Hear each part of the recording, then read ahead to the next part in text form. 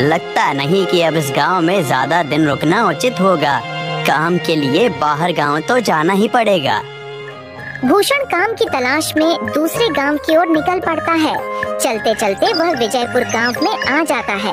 वहां उसका रहने का कोई ठिकाना नहीं था और उसके पास कोई काम भी नहीं था। चलते चलते वह एक अमीर किसान जगत सेठ के पास आ पहुंचता है। सेठ जी, मैं भूषण दूसरे गांव से आया हूँ। हमारे गांव में अकाल की परिस्थिति हो गई है। लोगों के खेत सूखे पड़े हैं। गांव में बूंद बूंद पानी के लिए लोग तरस रहे हैं। अगर मुझे आपके पास कुछ काम मिल जाएगा तो बहुत कृपा होगी बड़े भाई। अरे रे, लगता है तुम्हारी हालत बहुत खस्ता हो गई है। ठीक है, वैसे मेरे पास एक काम तो है, पर लगता नहीं कि तुम वो कर पाओगे। सेठ जी, आप चिंता ना करें, मुझे आप कोई भी काम दे सकते हैं। मैं वो काम पूरी मेहनत और ईमानदारी से करूँगा। अच्छा ठीक है भूषण, तो कान खोल कर सुन लो। मेरे पास 50 गायें और 50 भैंसे हैं। तुम्हें हर रोज उन जानवरों का गोबर निकालना होगा और रोज सुबह शाम उन्हें चारा पानी देना होगा। महीने के आखिर में तुम्हें इस काम के लिए 200 रुपए मिलेंगे और हाँ, 2 वक्त का खाना भी हमारी तरफ से मुफ्त दिया जाएगा। बोलो, क्या तुम ये काम कर पाओगे? अरे बाप रे, 50 गाय और भैंसों को संभालना आसान काम नहीं है, पर अब मैं कुछ कर भी तो नहीं सकता और ऊपर से सेठ जी 2 वक्त का खाना भी दे रहे हैं। ठीक है सेठ जी, मैं ये काम कर लूँगा, पर एक विनती है।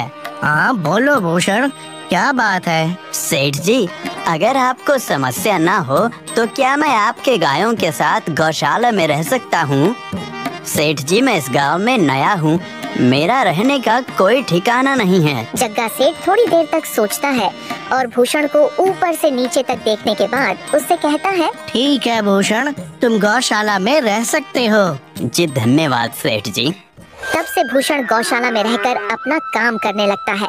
वह रोज जल्दी उठकर गाय और भैंसों का गोबर निकालता, उन्हें चारा डालता और समय पर पानी भी पिलाता था।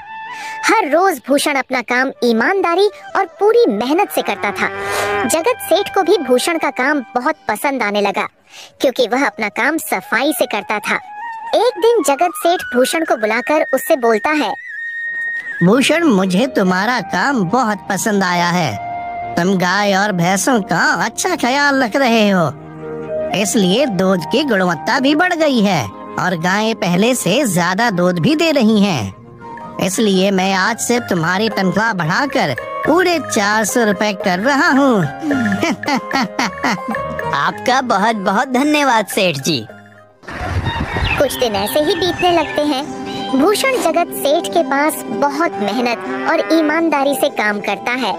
धीरे धीरे भूषण के पास अच्छा खासा रुपया जमा हो जाता है, जिससे वह अपने लिए छोटा सा रहने लायक एक कुटिया बनवा लेता है। उस गौशाला में सोकर तो नाक से गोबर की गंध अभी भी नहीं जा रही। अब आखिरकार मुझे अपने घर में चैन से सोने को तो मिलेगा। तब से भूषण जगत सेठ के पास गौशाला में काम करने आता और 2 वक्त का खाना खाकर अपने घर सोने के लिए चला जाता था। कई साल ऐसे ही बीत जाते हैं। भूषण की मेहनत के कारण उसके पास अच्छा खासा रुपया जमा हो जाता है। एक दिन भूषण जगत सेठ से बोलता है, सेठ जी, आजकल गांव में चोरी की समस्या बहुत बढ़ गई है और मेरे पास कुछ रुपए भी जमा हैं जो मैंने अपने घर में रखे हुए हैं, पर मुझे उन पैसों की चोरी की चिंता हो रही है।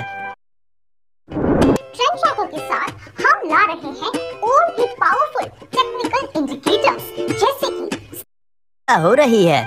आपको तो पता है कि मैं दिन भर आपके पास ही काम करता हूँ और सिर्फ रात में ही घर सोने जाता हूँ, इसलिए मुझे रोज उन पैसों की चोरी की चिंता सताती है। हाँ भूषण, तुम बात तो बिल्कुल सही कह रहे हो।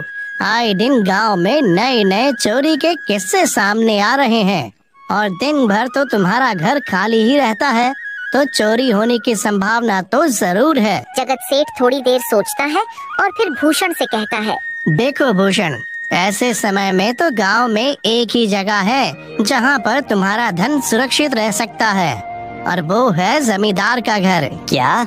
जमींदार का घर? हाँ भूषण, इस गांव के जमींदार बहुत ईमानदार और दयालु हैं। ऐसा मैंने कुछ लोगों से सुना है और उनके घर पर बहुत सारे पहरेदार भी हैं, तो चोरी होने की संभावना बहुत कम है। तुम अपने पैसे उनके पास रख सकते हो। अच्छा, ऐसा है क्या सेठ जी? ठीक है, फिर आज ही मैं जमींदार जी से मिलकर बात करता हूँ और उन्हें अपनी समस्या बताता हूँ। उस दिन भूषण जमींदार जी के घर उनसे बात करने जाता है। ए टूडको, कहाँ अंदर आए जा रहे हो? वहीं रुक जाओ। जी, मुझे जमींदार जी से मिलना है। मुझे उनसे कुछ काम है। क्या काम है तुमको उनसे? मुझे जरा बताओ। जी, मुझे कुछ पैसे रखवाने थे उनके पास, यही काम के लिए आया था मैं। अच्छा ठीक है, तुम अंदर जा सकते हो। नमस्ते जमींदार जी, मैं भूषण जगत सेठ के यहाँ काम करता हूँ। कुछ साल पहले ही मैं दूसरे गांव से यहाँ आया हूँ।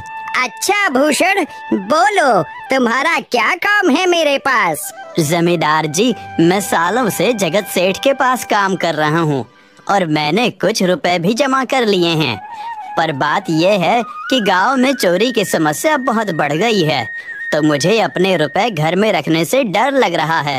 अच्छा, कितने रुपए जमा किए हैं तुमने? जमींदार जी, यही कोई 5 से 6 हजार रुपए होंगे मेरे पास। वाह, ये तो बड़ी रकम है। मैंने आपकी ईमानदारी के बारे में लोगों से बहुत सुना है, इसलिए मैं अपनी रकम आपके पास कुछ वक्त के लिए रखने आया हूँ। हाँ भूषण, तुमने बिल्कुल सही सुना है। तुम्हारी रकम मेरे पास पूरी तरह से सुरक्षित रहेगी।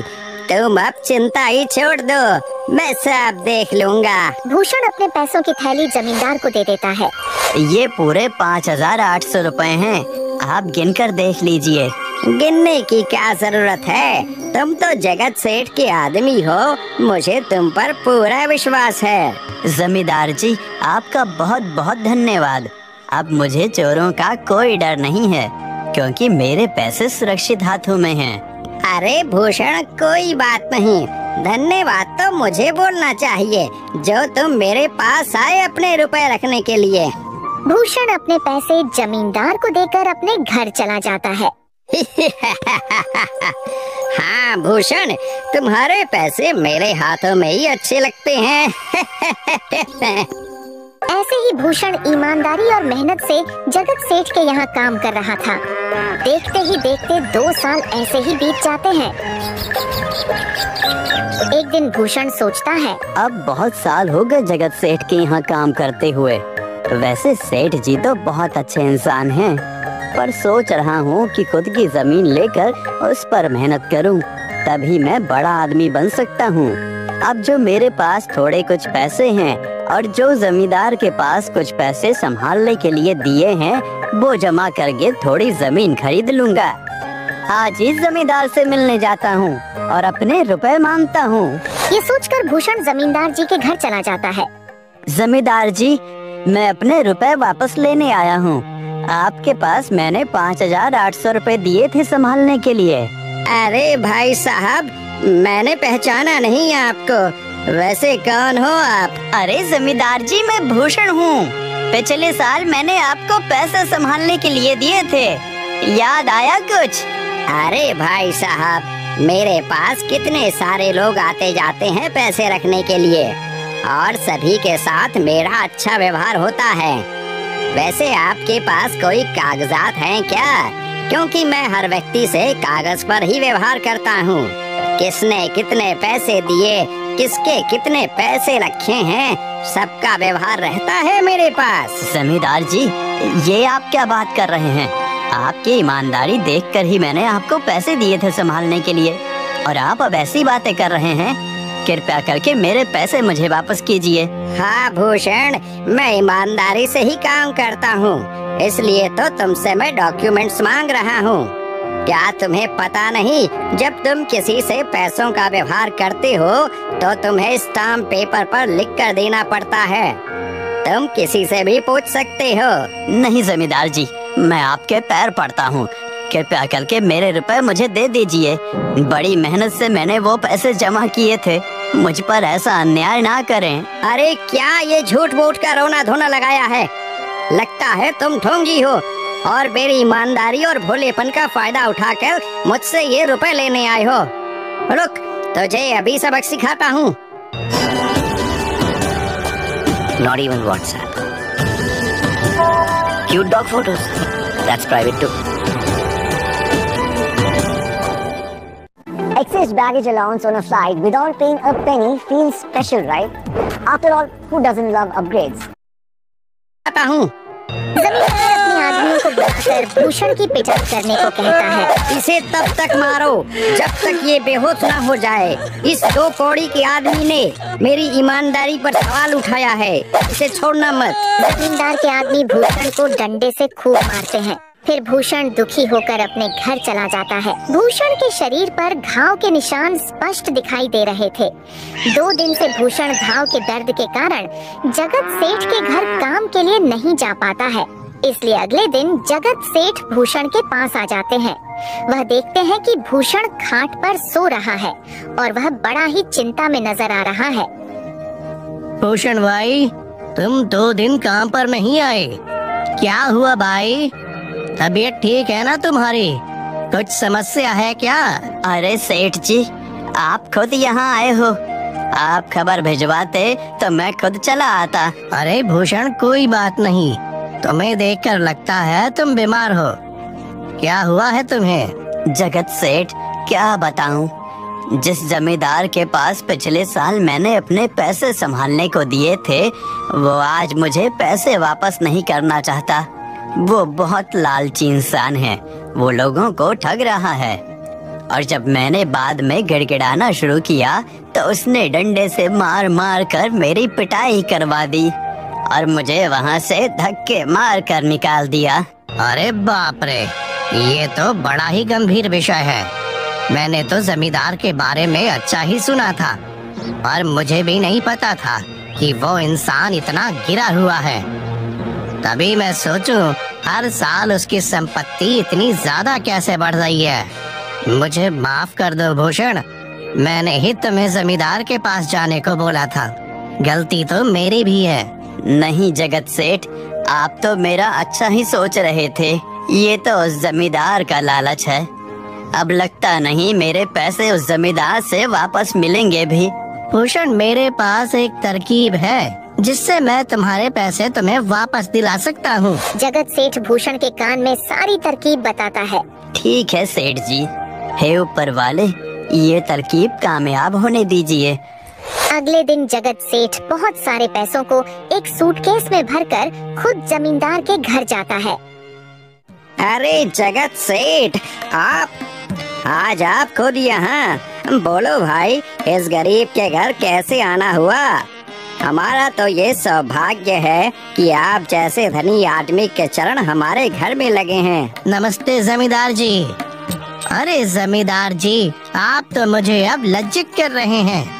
वैसे मैं कुछ महीनों के लिए दूसरे राज्य में व्यापार करने जा रहा हूँ। मैं ये लगभग 50,000 रुपए लाया हूँ। मुझे डर है कि कहीं ये चोरी ना हो जाए। क्या आप मेरे सारे पैसे अपने पास संभाल कर रख सकते हैं? आपके सिवाय इस गांव में और किसी पर भरोसा नहीं कर सकता। अरे जगत सेठ, ये भी कोई पूछने की बात है? मेरे पास आपके पैसे बिल्कुल सुरक्षित रहेंगे। आप निश्चित होकर व्यापार करने जा सकते हैं। इस बार तो बड़ी मछली हाथ लगी है। बार बार ऐसा मौका नहीं मिलता। भारी माल हाथ में लगने वाला है। तभी वहाँ पर भूषण आ जाता है। अरे भूषण, तुम? अच्छा हुआ तुम आ गए। मैं तुम्हारे पास ही आने वाला था। मुझे माफ करना, उस दिन तुम्हें पहचान नहीं पाया। इतने सारे लोग मेरे पास आते हैं तो जरा परेशानी होती है, पर मैं अपनी बातों का बड़ा पक्का हूँ। हाँ रुको, मैं तुम्हारे सारे पैसे अभी देता हूँ। जमींदार भूषण के सारे पैसे उसे लौटा देता है। माफ करना भूषण, मेरे आदमियों ने तुम्हारे साथ उस दिन बदतमीजी की। मैं आज ही उनको काम से निकालता हूँ। भूषण बिना कुछ बोले वहाँ से चला जाता है। अरे क्या बात है जमींदार जी, आप तो अपने बातों के बहुत पक्के हैं। तो ठीक है, मैं अपने सारे पैसे आपके पास रख सकता हूँ। जगत सेठ इतना बोल ही रहा था कि तभी वहाँ जगत सेठ का नौकर आ जाता है। मालिक मालिक, अब आपको बाहर के राज्य में जाने की कोई जरूरत नहीं है। अभी अभी व्यापारियों का संदेश आया है और उसने कहा कि वो खुद हमारे गांव आ रहे हैं। अरे ये तो बहुत बढ़िया बात हुई। अब मुझे इतनी दूर नहीं जाना पड़ेगा। सुन रहे हो जमींदार जी, व्यापारी यहाँ आ रहे हैं। अब मुझे नहीं लगता कि ये पैसे आपके पास रखने का कोई मतलब होगा। चलो, आपका बहुत बहुत धन्यवाद। आपने इतनी ईमानदारी दिखाई मुझे। हाँ, पर अगली बार जरूर आपके पास ही आऊंगा। ऐसा बोलकर जगत सेठ और उसका नौकर वहाँ से अपने पैसे लेकर चले जाते हैं। धत तेरी की, ये क्या हो गया? ये 50,000 तो चले गए और जो भूषण के 5,800 रुपए हड़प लिए थे वो भी चले गए। आपका बहुत बहुत धन्यवाद सेठ जी। अगर आज आप ना होते तो मेरी सारी जमा पूंजी वो जमींदार हड़प लेता। भूषण, कोई बात नहीं। जो व्यक्ति मेहनत और ईमानदारी से कमाता है, ऊपर वाले उसका कभी बुरा नहीं होने देते, और जो हराम की कमाई का खाता है उसका कभी अच्छा नहीं होने देते।